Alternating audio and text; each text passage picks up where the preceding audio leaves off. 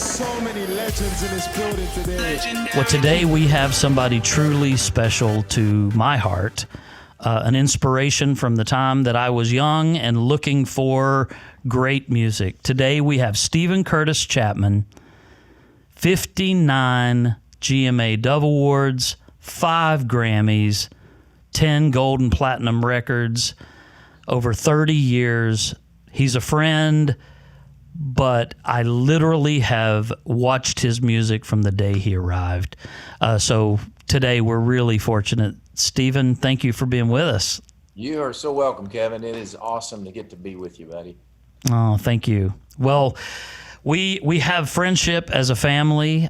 We've been able to do some things through the years, and we came together several times in good and unfortunate times, but just so thankful for you.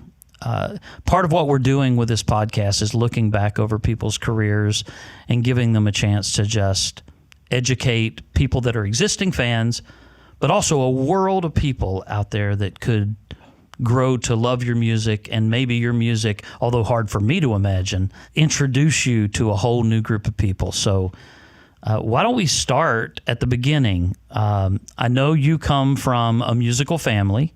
Yep. In fact, there's a new record out that revolves around some of that musical family. But how did it all begin for you? How did you get started in this crazy world of music? Yeah. Well, grew up in Paducah, Kentucky, Western Kentucky. Grew up with a dad who played music.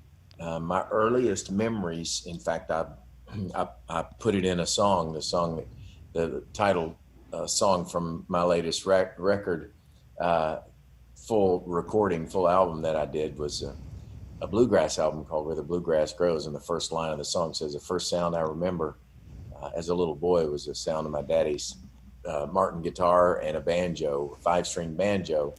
And that's true. I mean, my earliest memory of life is music, my dad playing music. And I loved the sound. I wanted to learn to play the guitar. I was 6 years old. My dad started a little music store, a little music business. He'd always had a dream of having a little music store of his own. So he started a Chapman Music there in Kentucky, in Paducah, and brought home a little guitar.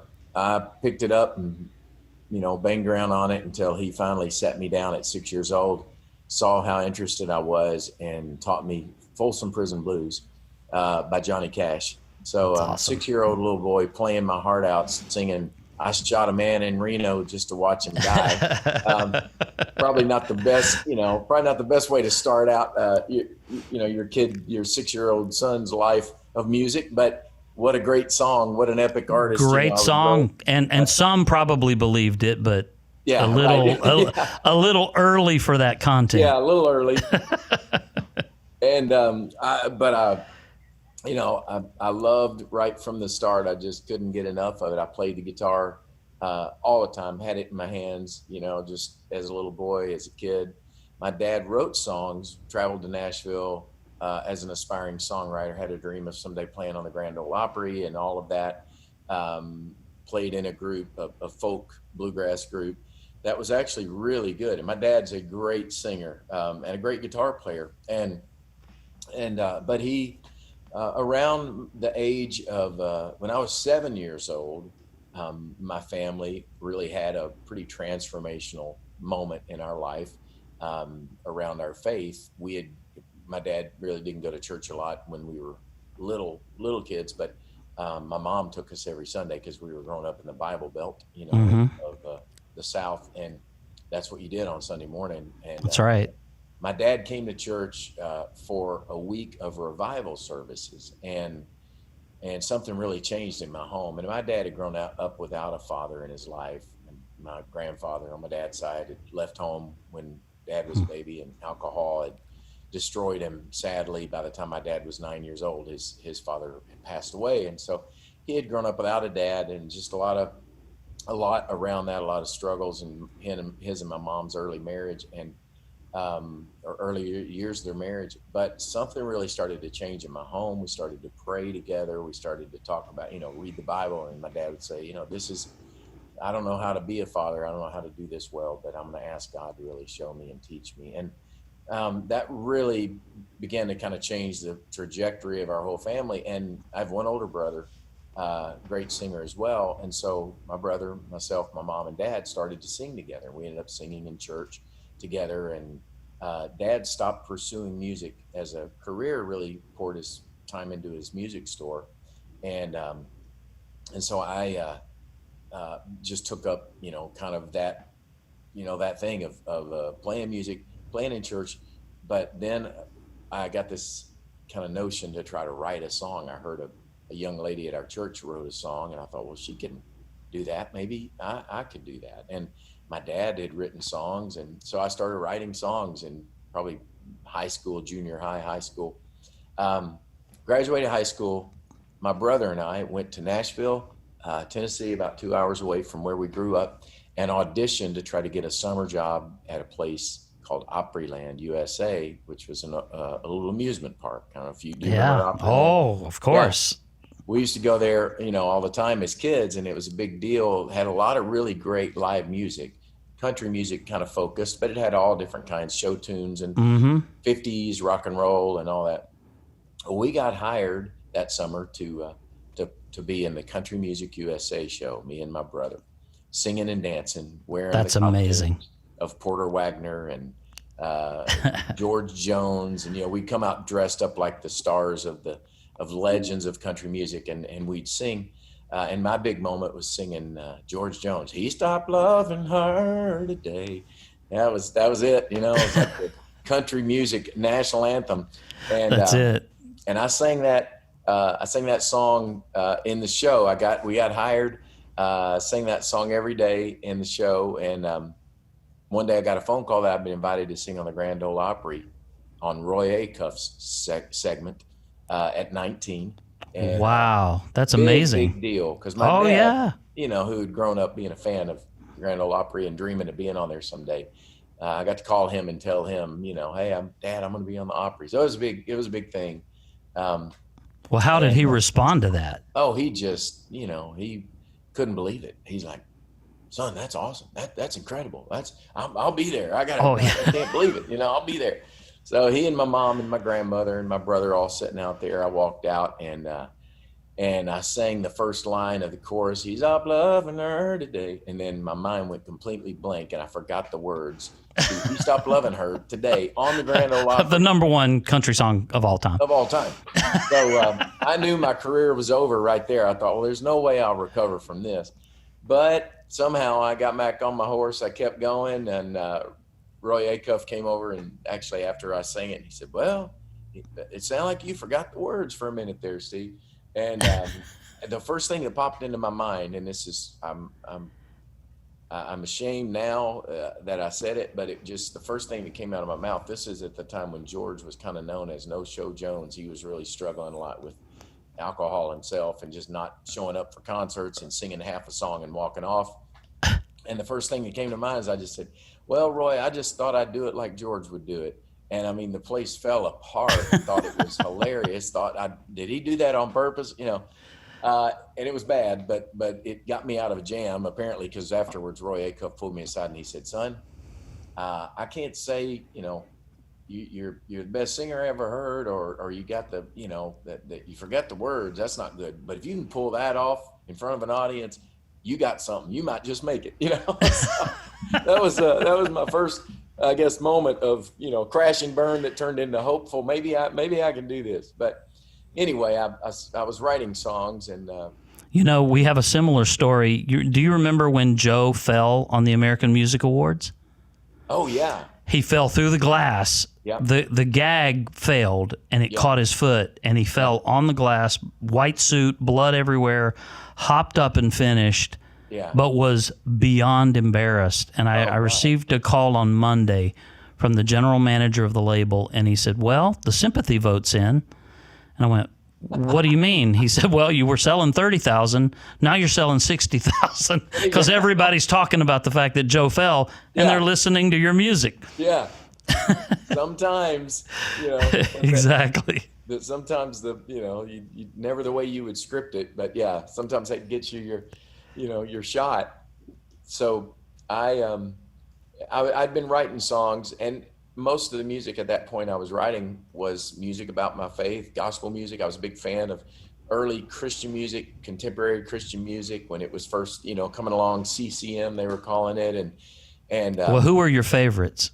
my very favorite was Dallas Holm. He was a singer-songwriter, wrote Rise Again, and played guitar and just told stories. He was the closest thing to kind of a Dan Fogelberg or a James Taylor or something in that realm of writing music about his faith that really got my attention and probably shaped a lot of my musical, how I would write a song, how I would craft a song. Oh, that makes a lot of sense. He was so good. Yeah. His bassist was a friend of mine, Randy Adams. Yeah, really. Do you know Randy? I do. I knew he was an engineer. He went on to engineer tons of, especially choir related stuff. Yeah. Wow. Yeah, I met all of them at different times because he would come through Paducah, my little hometown, when I was growing up and play concerts at a church there, and I'd go watch him and just. Wow. But my first concert was at Andre Crouch and the Disciples. I listened to Andre. I mean, I loved his Live from London record. I would just wear it out, and in those days, I mean, it was the Archers and of course the Imperials, which with Russ Taff. Yeah, with Russ Taff. I was listening to him pre-Russ Taff. Well, me too. Yeah. I think we were raised the same. Yeah, listening to probably a lot of the same music. Oak Ridge Boys, all of that stuff. But really I loved when I started to hear more of the contemporary music. But I loved country and, again, of course, loving bluegrass. So I kind of just a big mixture of that, which is what would start to go into my songwriting. And so I was writing songs just, thinking, my dad told me I needed to go to school and get a real job because it's hard to feed a family playing a guitar. So I said, well, that sounds like good advice. So I went as a pre-med major to a little school in northern Kentucky, Georgetown College up near Lexington. I was in my first semester. I was struggling miserably. I was not doing anything that I wanted to do or enjoyed. I was just trying to, figure out how to do a calculus and chemistry problem, and really just wanted to play guitar and write songs and play music. Yeah. And I got a phone call from someone that I'd met while I was at Opryland that summer, who heard some of my songs, asked if I'd send him a cassette tape of some of my recordings of my songs I was writing, and he had passed them off to a good friend of his up in Indiana, and I got a phone call from this good friend whose name was Bill Gaither, and wow. And Bill said, I've heard some songs you're writing, and I think they're pretty good, and I'd like to maybe publish some of your songs. And so that was my incredible that is incredible. One of the best songwriters, publishers, but songwriters of all time. Yeah. And he was the guy who wrote the songs I grew up singing in church with my family. He touched me, and The King is Coming, and there's just something about that name, and Because He Lives. I mean, these are all like iconic songs. And so here he is, saying, I think there's something really special here in your music. I want to give you a start, help you. So it was a huge opportunity. And I went to Anderson College, where he and Gloria had started a little music program, program for music business, music industry, one of the first in the country, really, right about the time Belmont was starting to do that in Nashville. And I just started writing songs and got my first cut song recorded by the Imperials, of all people, who I was a huge fan of. It's amazing. And how did that feel to have your first song recorded by the premier group of, a 15-year period? They were the premier group in Christian music. I mean, they were defining, had kind of redefined, gospel music, and had made the jump from, Southern gospel and more of that traditional into the contemporary. Michael O'Mardian's producing the records. Trumpet of Jesus. Yeah, right. And so I had written songs, and songwriters will know this. You pitch a song, and especially when you're trying to get started and get your first break, you write. And I'd go into my publisher, and he'd shred my song to pieces, and I'd walk out in tears and think, I can't do this. What am I, why am I trying to do this? And I'd go back to, Indiana, and Bill Gaither would pick me up, and we'd go drive around Alexandria, Indiana, and he'd say, Steve, let me tell you, every time I go to Nashville, I'm told sometimes that I've written my best songs and probably ought to just hang it up and then I'll go write another one. And he said, just keep at it, you know? And so I'd been having songs pitched for about a year and a half, a couple of years and nothing. And we'd get close on something. And by this point I was just desperate, you know, anybody could have recorded my song and I'd have been ecstatic, you know, just to get that cut, you know, for a songwriter, you're looking for that cut. And I get a phone call and my publisher says, hey, I know you've gotten your hopes up many times before, you know, and people drop the song or they put it on hold, but the Imperials just put your song on hold. And I just lost my mind and couldn't believe it. And I went and told my brother, I said, okay, if you could imagine any group in the world to record a song of mine first, who would it be? You know, he said, I don't know, like the Imperials. And I said, they put a song on hold, man. Can you believe it? And they ended up recording it. And it wasn't their best-selling record of all time. So I kind of feel a little responsible for maybe kind of beginning the decline of their career. I don't know, but it I was, doubt that. But it was still a big moment for me. And then I started to get, you know, some other songs. Sandy Patty recorded a song of mine shortly after, which was a big, you know, feather in the my voice. Yeah. Oh yeah. And Glenn Campbell, I mean, my hero Wow. of all heroes growing up, because my dad loved Glenn Campbell's voice. And you have that. You're a true guitar player and singer. Yeah. And he was the one take wonder, but oh man, he's amazing. So that's awesome. Really where it all got started. I got, you know, started as a songwriter and then kept writing songs and I, you know, I just had a desire to sing my songs. I didn't feel like I certainly didn't have a Russ Taff voice. I didn't have a Dallas Home voice. I had kind of a singer-songwriter, sort of soft, you know, little timid voice. My brother had the power voice and my dad was the golden pipe. So I kind of grew up as the background singer, guitar player. But that's what made me find my voice in songwriting, which I think is part of the interesting part of my journey, is that had I had this power voice that maybe my brother had, I don't think I would have worked as hard at a craft like songwriting, because that became my voice. That's how I kind of communicated what was inside here. And so, you know, I always had that desire and I met, in fact, oddly, the guy who produced all those Dallas Home records, a guy named Phil Johnson. I met Phil and he came and heard me and my brother and our little group in college. And he knew about my songwriting.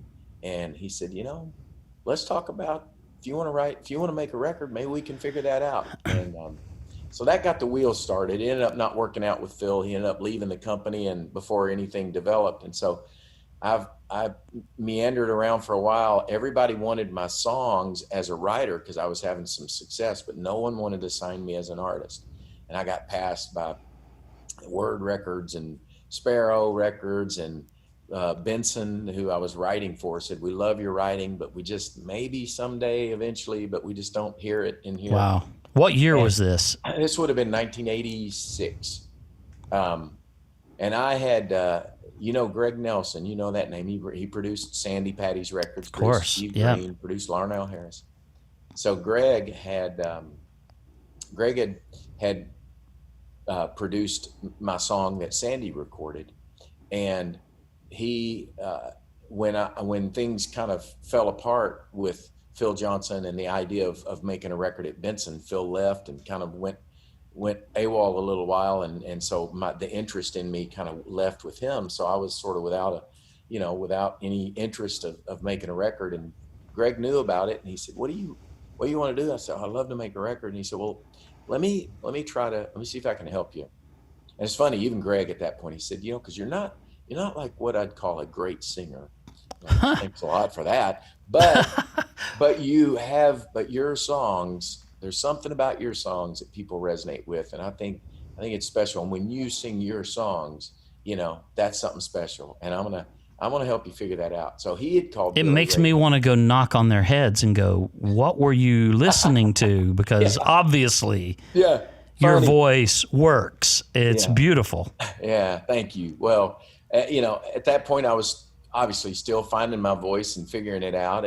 But Greg saw it, and that's what he was so gifted at. I think even with the way he could pick songs, the way he matched songs with Sandy and Larnell and Steve Green and all those artists, and made so many great records.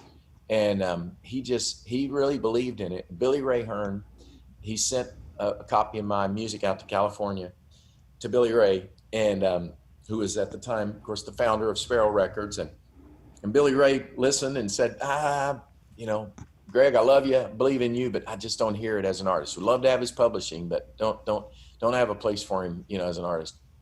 So I had gone to Word, and I was literally meeting at Word. I remember like it was yesterday. And I had just had a meeting with Neil Joseph at Word Records, and Neil sat me down and he said, Steve, man, I love you and love your heart and love your music. I just don't think we have a place for you here as an artist, but sure love to, keep talking with you and keep publishing, working your songs if you want to sign your publishing here. And I'd walked out just down and dejected, and I got a phone call from Greg, and Greg said, hey, I just got a call. He said, you didn't sign anything, did you? And I said, no. He said, and this was before cell phone. So he'd actually called Word. He knew I was going over to meet with them. And he'd called the receptionist, said, hey, if Steve Chapman there, tell him to call Greg Nelson. So I call him up. He says, I just got a call from Billy Ray Hearn. He somehow got a hold of another tape of yours, and it was me singing demos for another artist that I'd sung, and something about it just captured him. And he went, I want to come meet with that guy. If you believe in this, wow. maybe we ought to think about it.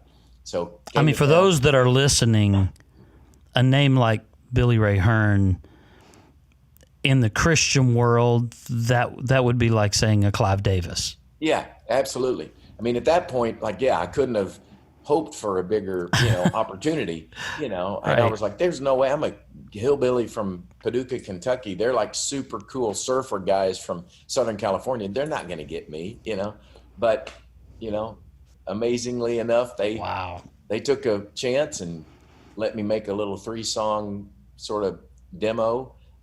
Said, we'll put up enough money. We're still not sure, but let's give it a try. There's something here, we think.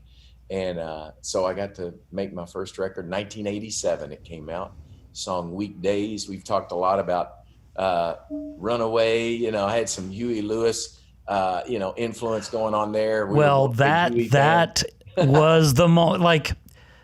As a kid, so I dropped out of high school singing in country music clubs here in Charlotte. Really?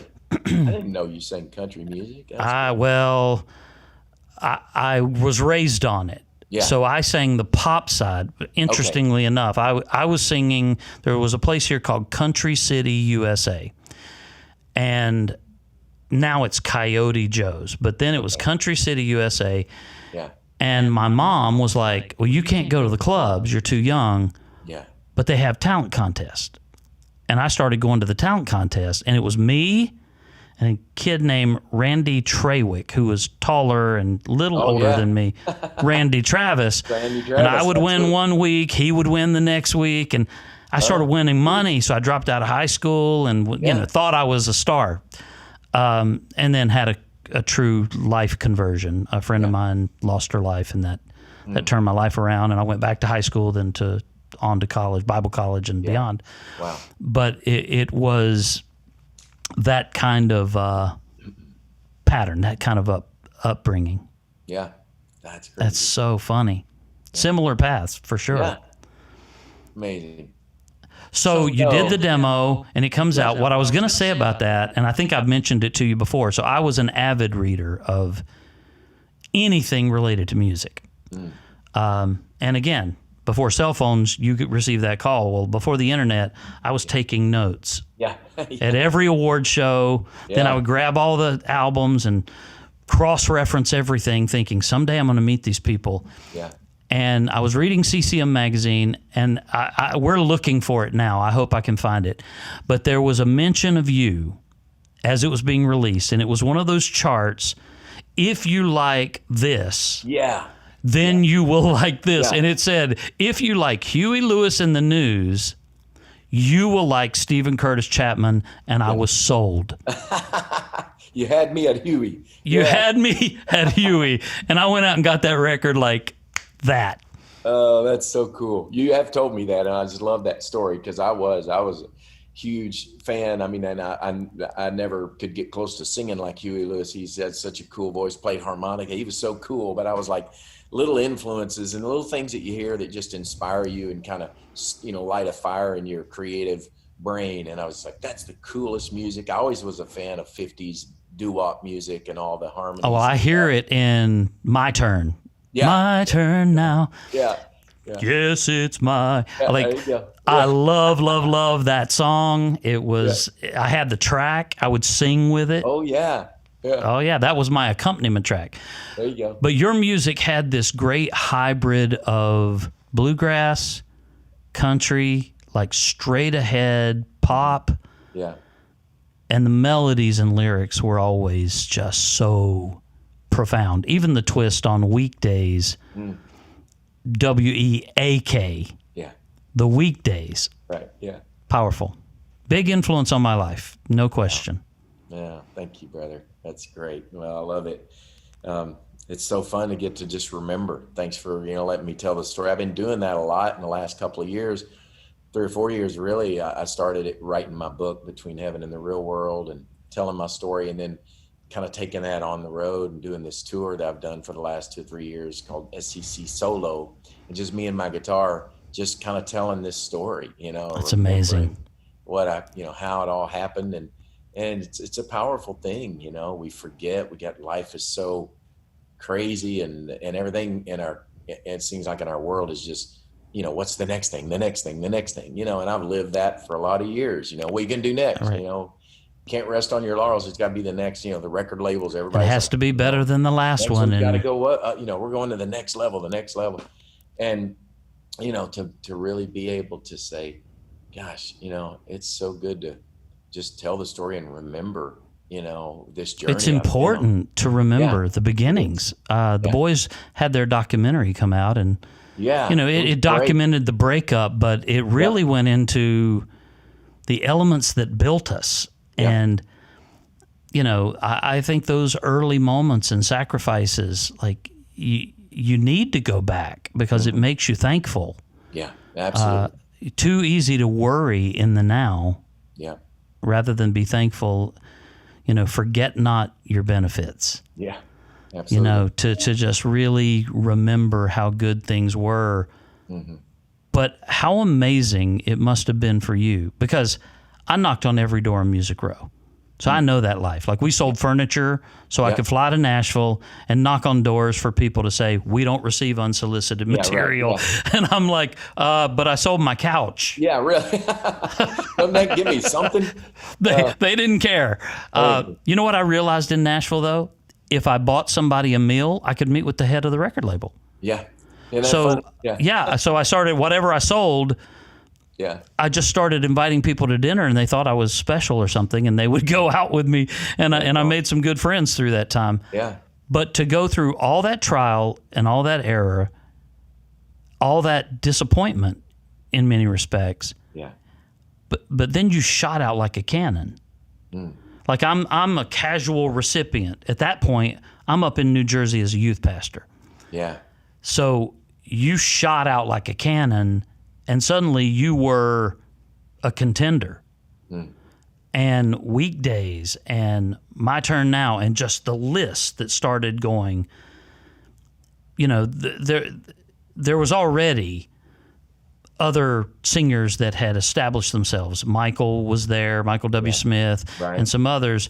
But you shot out as like a guitar playing force, singer-songwriter, but like true skill. And it rocked us, all of us, my kids in my youth group. You were like their main guy.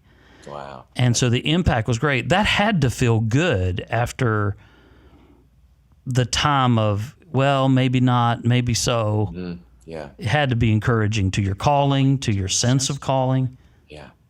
Well, yes, very much. And I mean, I was pinching myself and, couldn't believe it. I mean, I got to make it my first record, and And then I got to make a second, and I thought that's more than I ever imagined. I thought it's probably going to be a one and done kind of thing, but it was weekdays. It was that song that took off, and radio, it was just the right time.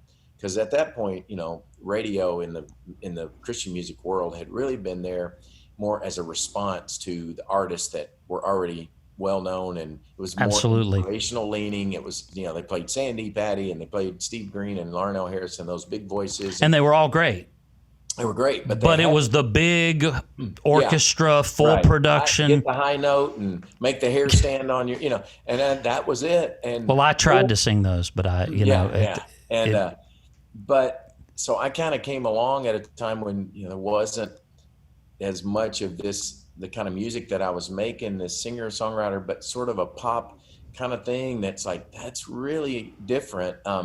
And he's not hitting high notes, but it's kind of sounds a little bit like what's on mainstream radio, but absolutely. And so I think it was just the right time. And so it started working, and I was one of the first artists to for radio and Christian music to break an artist. It really helped propel my career, as opposed to being a response to once you had a certain level of success, then radio played you at that point.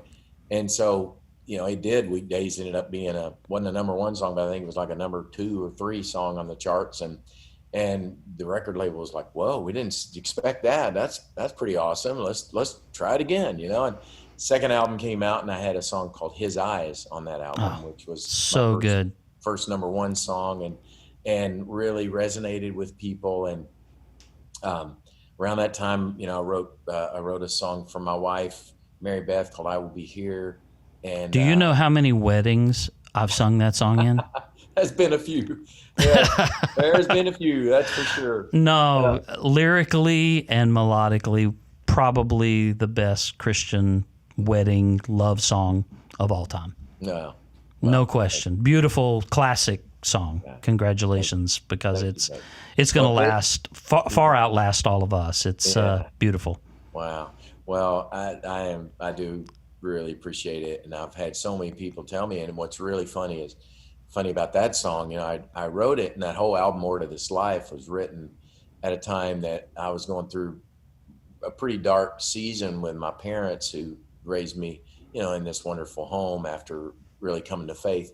Went through a divorce, and it was really a devastating thing just in my faith. I'm like, wait a minute. They were like, they had it all figured out. They were going to just make it. Mary Beth and I had only been married about 4 or 5 years, and we were already hitting the brick wall of, man, this is a lot harder than we thought it was going to be. We're pretty messed up people. We thought we had it all together, and we're, really don't have it all together. And how do we do this? How are we going to make it? And I wrote this song just out of the, heart of just saying to my wife, look, whatever happens, I want to be here.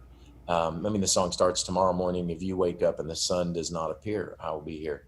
Well, I remember my producer at the time, Phil Nash, amazing producer and talent, pulled me aside and said, boy, I bet that song's going to be sung at a lot of weddings. And I said, you think so? I said, but I can't imagine anybody wanting to sing that at a wedding, because for me, it represented this really heart-wrenching, like, no matter what, I want to be here for you, and I'm thinking, you sing Endless Love at a wedding. You sing the flowers and you don't sing tomorrow morning if you wake up and the sun doesn't appear. It's like, that seems such a downer for a wedding. No, but it's a commitment. It's a commitment song. Yeah. And when the mirror tells us we're older, I will be here. Yeah. Ooh, that's still powerful. As I get older and wider, yeah, not wiser, wider. Yeah. The mirror tells us we're older. Yeah. You wrote that young, and now, as we do get older, and our wives get older, and life changes and priorities. I think part of the beauty of that lyric is that it says, "I'm going to stay with you through the good. I'm going to stay with you through the harder times as we change, and it doesn't quite look the same or function the same." Yeah. It's beautiful. It really is a powerful song. Mm. Well, thank you, bud. So that one was a big part of, I think, more people and, hearing my music, because it just kind of propelled, went on. I didn't even know it at the time, but it would become like this huge hit song in the Philippines, recorded by a big artist there named Gary Valenciano, Gary V. And so it had a whole nother life I didn't even know about. But then I would follow up a couple of records later with The Great Adventure, and that would probably be when a lot of things really did kind of take off in a bigger way. Sparrow Records got purchased by EMI, the big global music magnate. So that all of a sudden injected all this energy and funds and resources into this music style that was it was over here doing a great thing, but there were a lot of people that just didn't even know it existed or know about it. And suddenly, we had more to work with to put it on a bigger stage.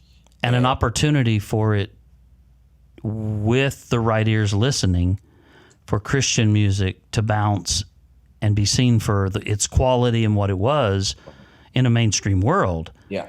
And at Great Adventure, suddenly you were in the mainstream world as well. Yeah, it did open up a lot of doors. And that was so much because of EMI suddenly getting involved and dreaming way bigger than we were ever, even financially able to dream. What if we got this on, the air, and what if we could make this, go do a full blown music video with sweeping, cranes and all that kind of stuff, and make a concert video. And High Five Productions, who had just finished and wrapped up Garth Brooks, live concert video, came and did my Great Adventure, the live adventure record and wow. Video. And I wore the headset mic, and ran all over stage, and, the Garth Brooks mic, because all of a sudden I was like running around, able to move, where I'd been kind of stationary with a microphone because I'm always playing a guitar, and kind of freed me up. And it just sort of opened up some new things. And well, that was about the moment where I realized he just passed theaters and went right to arenas. Like it grew fast. Yeah, it really did. So, at that point, lots of exciting things, starting to tour with a band and have great musicians around me, and, blessed to win a few Grammy Awards, that album, and the live album. Actually, is, odd that a live album, but the Live Adventure won a Grammy, and then went on to make a record. Came out to LA and got to work with a guy. I was a credit reader too, and there was a name that I used to always see on these big records that I love so much, Bill Schnee. And I was like, man, someday I want to meet and work with Bill Schnee if I ever could. And wow. He has a great studio, used to, on Lankershim Avenue there in LA. And I went and made a record called Heaven in the Real World at Schnee Studio with Bill mixed it, and a guy named Ed Cherney actually engineered it. Ed had just done Bonnie Raitt's Nick of Time record, which is a huge record. Massive record. Get Ed Cherney to, work on this record. And we had Dan Huff on guitar, and Lee Sklar on bass, and JR, John Robinson on drums. I mean, we had the A-team. Yeah, that is the A-team. Yeah, at that point. And Phil Nash produced that record and as well. And then it was, we're well received, and another great tour. And so just had amazing opportunities, all throughout. Started working with Brown Bannister after that record, who's, just the cream of the crop, greatest producer in our genre ever, any genre as far as I'm concerned. And Brown and I started getting to make some records together. That's amazing. I've never met him. Have you not? Never met him. Know his story. Yeah. I've heard he is just a gem, but I've never met him. He's the sweetest guy on the planet. Just loves songs. What I loved about Brown, we'd record a song. I remember looking at one point, I had recorded a song on the Speechless record called Be Still and Know.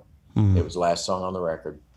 And you know what it's like making records. You beat these songs to where it's hard to even feel anything about them because you've listened to every note, every guitar, out of tune, every vocal, how many it's passages. ear fatigue, mental fatigue. Yeah. I So know. that song that was so powerful when you first played it, sitting going, hey, here's a song I got, and it really by the time you're done, mixing it, and you're sitting there listening to the mix, you're just listening to the sound, and you're kind of going, okay, did we capture everything?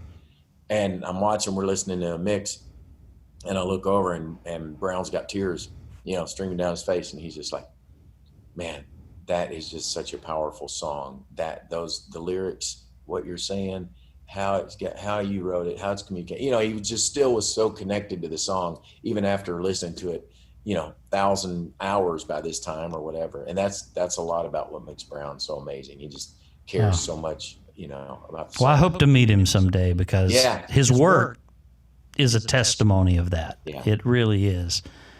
Yeah. And his story too. I think he would be an interesting interview at some point. But he'd love to. He'd love to do that. Oh, well, I would approach it as a fan. Yeah. I would ask him, did you really sweep the floors in the studio? Yeah. Right, did you really learn to do it by watching what they did? Yeah. Oh, yeah. Yeah. That's amazing. Well, throughout all of this, were there artists that helped you up, that encouraged you, mentored you, took you on tour? Yeah. Yeah. Well, my first tour was, the first kind of break I got was a group called Whiteheart, which we mentioned Dan Huff, and Dan was the guitar player of his brother David Huff. And it was kind of the super group of the late '80s.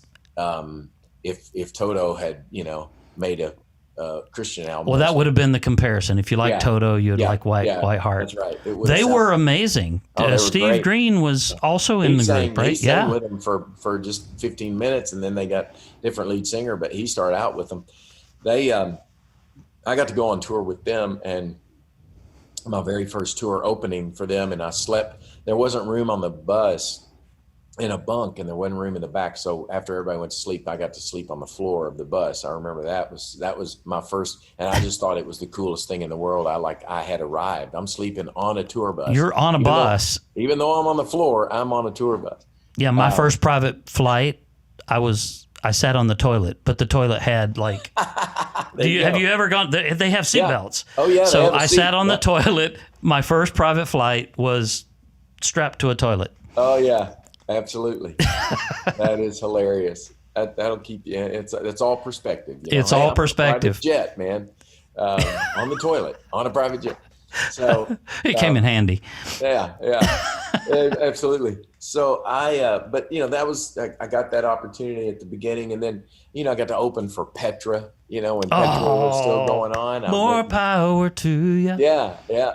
Open for Petra. I got an opportunity to open at Hollywood Bowl with Amy Grant, which was just huge, huge thing. Of course, I was incredible venue. Married Amy Grant when I was in junior high school, and her first album, came out, and that Amy Grant record when she was singing "What a Difference You Made in My Life" and all those. She was 16, and Brown Bannister produced it. And I was like, man, she's the prettiest girl that ever lived, and she sings, But so I got to open for her, which was so really cool. And what year was that? That was probably like 1992 or 3. The Great Adventure was out, but just barely. So maybe around, maybe 93, 94, something like that. And she was huge. Like it's hard to even describe going from Father's Eyes, El Shaddai, and into like her pop days. Baby and just exploded. So, but you had to feel great. The Hollywood Bowl is such a great venue. Oh gosh, yeah. The only time I ever played it, it was amazing. So cool. And so I mean, I got, started getting some opportunities like that, and then, just taking artists out, with me on tour.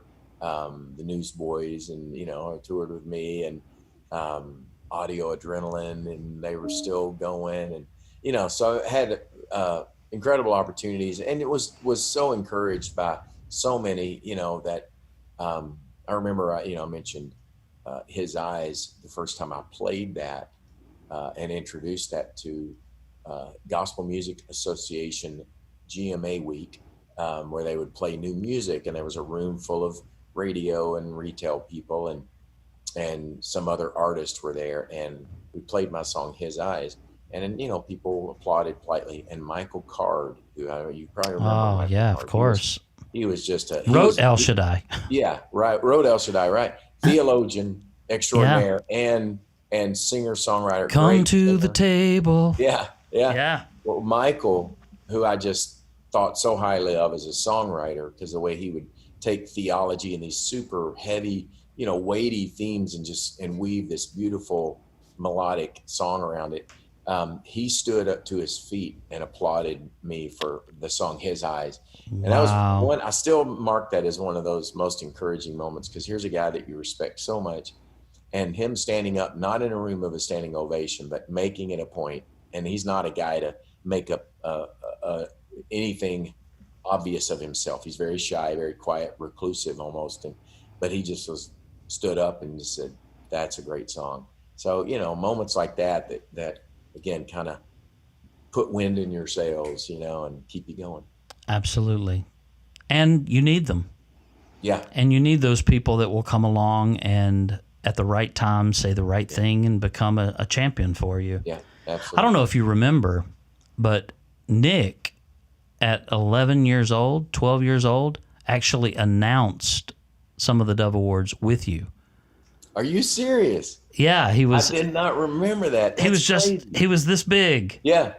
And he came because INO was doing the joint venture with Columbia and David Massey. And it was going to be Christian and mainstream at the same time. But he was announcing with you. That's crazy. Oh, man, I'd give anything to find a clip or a picture. I'll see if I can find it. Yeah, it's got to be out there somewhere. That'd be amazing. Oh, man. Love it. Oh, that's so good. Well, I mean, look, very few people have seen the success that you've seen. I was thinking about, as I was looking through your bio, 49 number one records. And I know how humble you are and genuinely sweet a man that you are, your spirit and your heart for others. But the aspiration is one number one single. There's 49. The pinnacle is a Dove Award. You have 59. And as I thought about legends, you know, sometimes I go to, of course, the Clive Davises, and it looks like he's going to do it, and some others, and we're going to have a great guest list. But I started going through genres, and you had to be a part of this. But as they come, the Grammys, the Dove Awards, what are some of the lessons you've learned as you've passed these milestones that individually would be big for another person, but they become a career norm for you? And I say that carefully because I know how hard we all fight for everything. Yeah. You know, it's not easy to have a number one. Yeah. It takes a lot out of you. Yeah. And it's not easy to win a Dove Award, and it takes a lot out of you. It's not easy to win a Grammy. I mean, you know, you've won 5. My kids have been nominated twice. It's not easy. Yeah. What are some of the lessons that you've learned, good or bad, that have come with the success and the repetition of that success? You mentioned earlier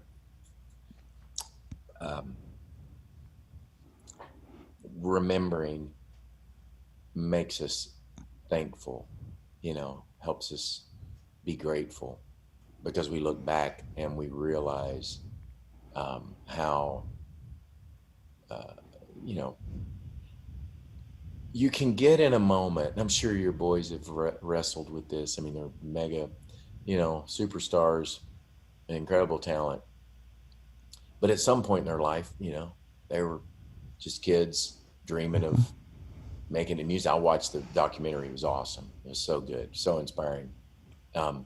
think I sent you a text and told you, tell your boys it was great. And I did.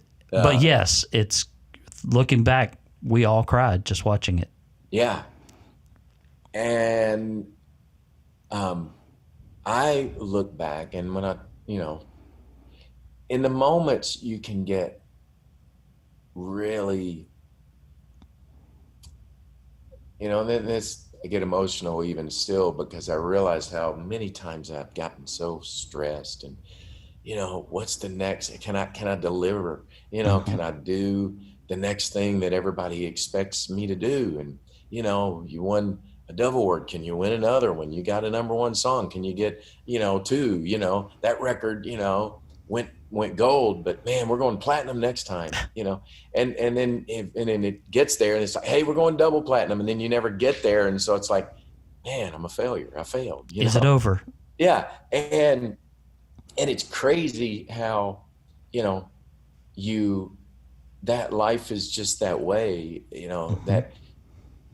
that you, sometimes your success is your greatest challenge and curse, because you gotta battle with it, with those voices of, oh man, can I do it again? Can I do it better, bigger, whatever? So to be able to remember and look back and at every point just say, man, I was and still am at the core of, kid from Paducah, a hillbilly, from Paducah. God gave me a gift of, stringing words together and hearing a melody in my head and putting that to music. But, I never deserved to, a lot of people have worked just as hard and even harder, and a lot of talented. I'm surrounded by them on stage, musicians, guitar players, singers, background singers that are going, sing circles around me, play guitar around me, and yet for some reason I'm the guy that, it got to stand on the stage at Carnegie Hall with a 300 voice choir behind me and a 70-piece orchestra and sing my songs, Wow. It's those kind of things. I'm the guy that got to, hear my name called at the Grammy Awards, even one time, like you said, is more than you ever would imagine, and several times and Dove Awards. So, just staying grateful for that and not letting the, all the other voices rob you of that, and not That's also so good. letting pride, be like, man, look what I did. 'Cause, No, it's heady. It is. It's if you're being honest, I had faith training, I grew up in church. I know what to look for. Yeah. But when it's coming at you that fast, and it is that high a caliber of opportunity, you can lose yourself if you're not careful. Yeah. And I worried way too much. That was one of the things with me is worry was my enemy. Really? Yeah. Yeah. For my kids, mostly. Yeah, like, right. I don't worry for other artists the way I worry for my kids. Yeah. Sure. Well, that's because you're a dad, and you're always you're just gonna do that. I do with my boys. They're amazing, musicians and trying to make a go of it. Of course, right now with everything going on, there's everything comes to a screeching halt right as they're launching their big record and their third album and all this. And they're killing it. Yeah. And it's just so, so hard, but I worry for them, and I watch it, and yet I also go, but they can't do anything else, because that's just who they are, just like me. They're made to do this. So, right. they're going to find a way, do what you're passionate about. And, but yeah, I think just, you ask about the lessons, just staying grateful, staying, I read something recently, somebody was saying to him, how humble he seemed to be. And, people have said that to me through the years, and it's always like part of you goes, don't say that, because as soon as you say I'm humble, tell me how humble I am, I start getting proud of my humility. It's like, oh man, I'm a pretty right. humble guy. I'm pretty proud of my humble, humble self. Right. But what's interesting, and what Bono said, and boy, it was like hit me between the eyes, because, and I tell about this a lot in my book, and I think all of us, who was it? Madonna, I think, one of the biggest stars ever in the world, it said, 1,000 compliments plus one criticism equals one criticism. That's all you remember. That's all you hear. Yeah. So, I think we all battle it, even probably the higher up you go, maybe the more you battle it, but insecurity, just that, am I enough? And I don't want to put my identity, especially as a Christian, I don't want to put my identity in my work and my, success of that and the hard work, whatever, take pride in it for sure. Be grateful for it. If you receive an award, man, just pick it up, hug it, smell it. That's great, man. This is an awesome moment. And then you say, thank you, God, for the gift, because it's a gift. And I've been given a chance to use it. But that insecurity of, am I enough? I'm not really that good of a singer. Can I do this? Am I, and then you get a little success. And it's like, man, what if they find out I'm not as good as they thought I am? They come to my live concert and they go, well, he sings really good on his records. They must tune him up a lot, And when Bono said, he said, people ask me, how have you stayed so humble? You're so humble. And he said this, he said, I find there's a very thin line between insecurity and humility. And often insecurity masks itself really well as humility. He said, I don't know that I'm very humble, but I'm very insecure. And I was like, Bono, insecure, the rock star of all rock stars, Right. But I think there's a part of that, in all of us, but particularly those on the stage who are wondering, am I enough? Is this enough? And I was really, that to me is I don't know what the lesson as much as just knowing that, I think sometimes it's that insecurity, that keeps us, it's part of the deal. It comes with it, I think. And if you can learn to manage it and learn, I think, again, for me, knowing that and having to go back over and over again, that my identity is not in that guy on stage, because it's easy to get wrapped up in that. And that's it is. And the people and their praise. Yeah. But it's in, who my creator and maker says I am. I'm still trying to learn that. 50 something years old. Well, I'm still trying to learn it. Sometimes 7. We learn it through pain too. Part of what brought us together. Yeah. Where I met somebody I admired was a loss in your life. And really it broke our hearts when we heard. It broke our hearts for both of you. And had no idea that, there was an affinity towards my sons. Oh gosh, yeah. But I'm thankful because we met. But sometimes it's the way he brings us through moments like that that help us stay on track. And it's the grape is crushed, sour grapes or fine wine. And a lot of that is our response to what happens in life.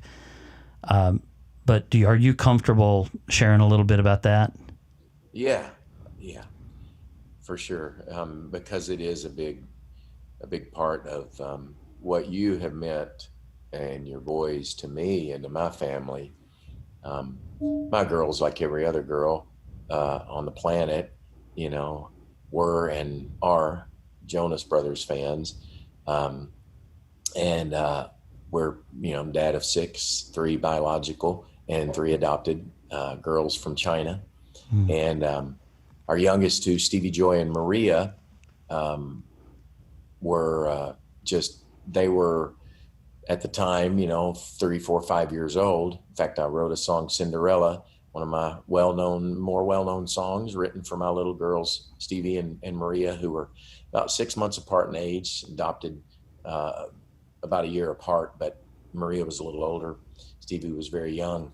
And so they were kind of like twins. Dressed alike and everything.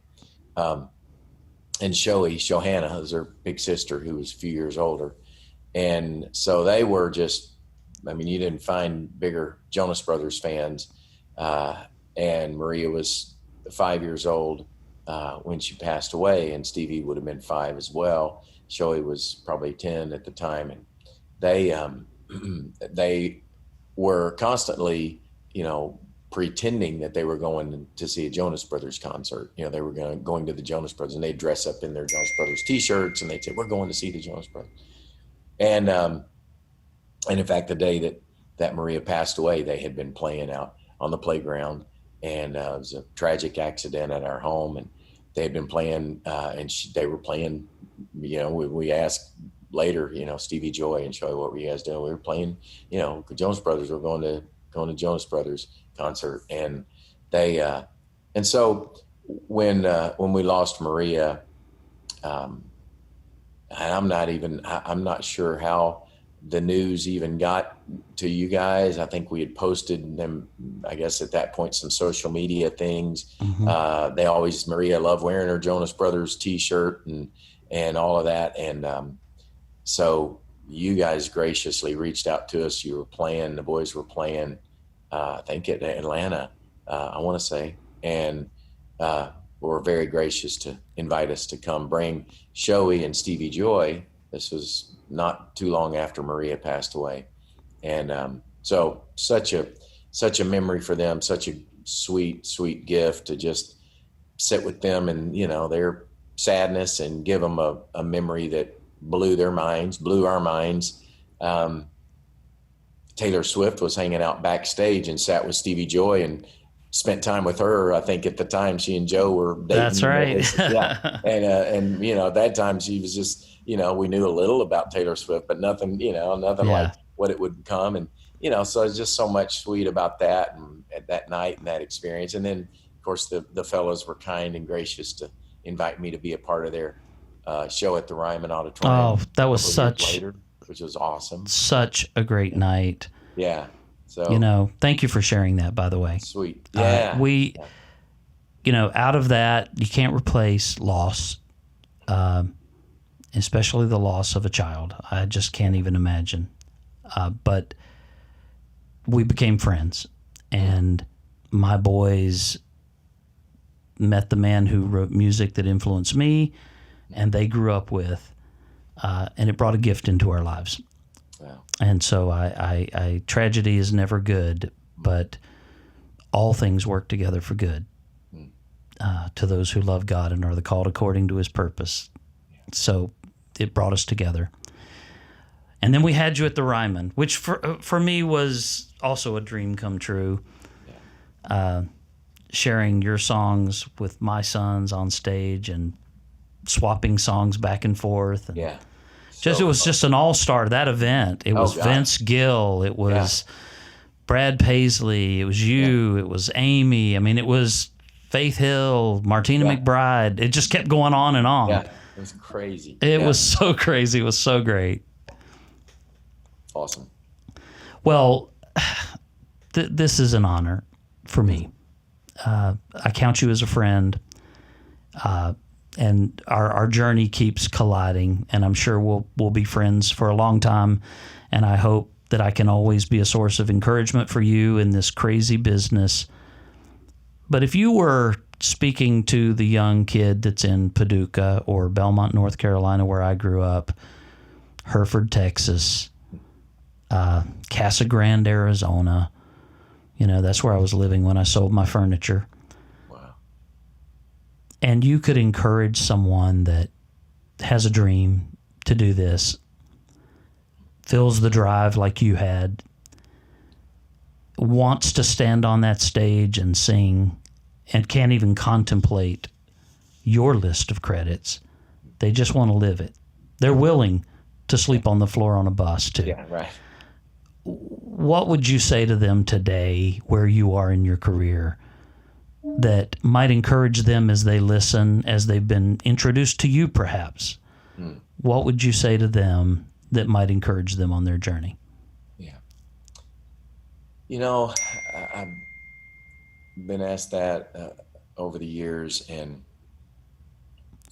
I always want to just, I want it to be so good. I want it to be so profound. And yet the truth is there's so much, that about the journey that is just that. It's the journey. There's so much that you think, would I have changed that if I had known? Could I have avoided that? Could I have done that differently? Could I, I think about that with my boys a lot. They'll come and say, Dad, what do you think, about this? How do we do this or that? And I think, I want to tell them, but I always just say, well, here's what my experience was. Here's what my journey looked like.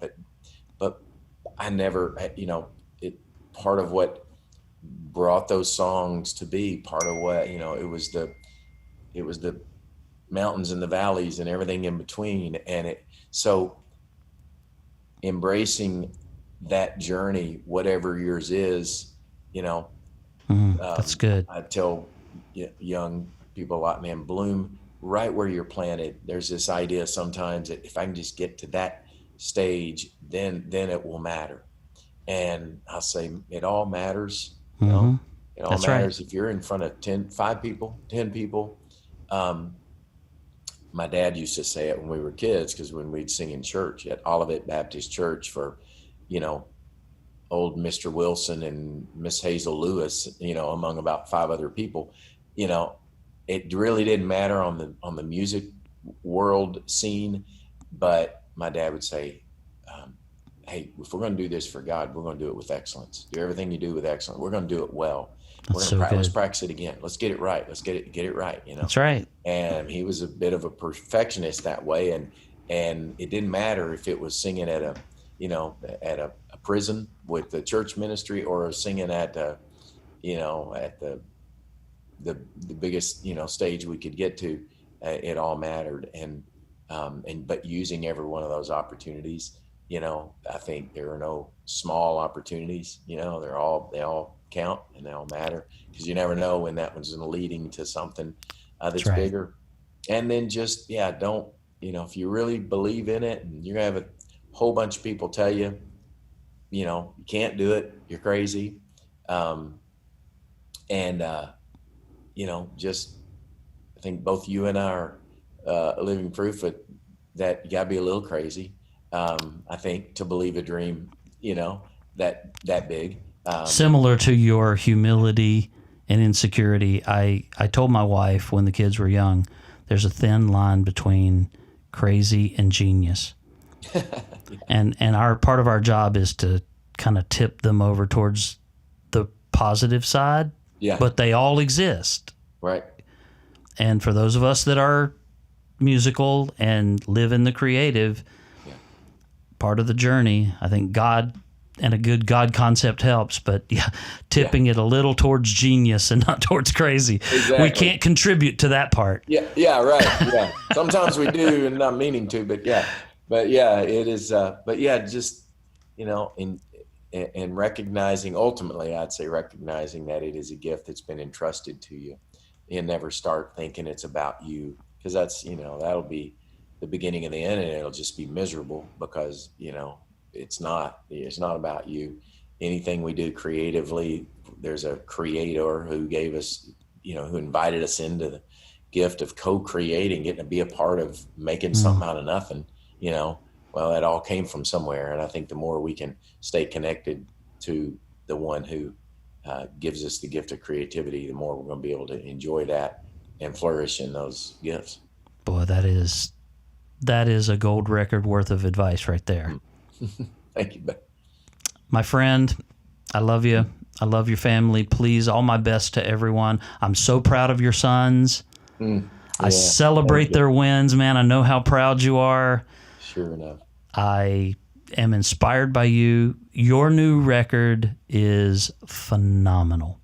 Oh, thank you. It just takes me home. Yeah. And I grew up in the foothills of the mountains. Absolutely. And, it takes me home. It takes me to the gospel sings and the bluegrass bands, and we had a gospel group called the Singing Wine Bargers. Yeah.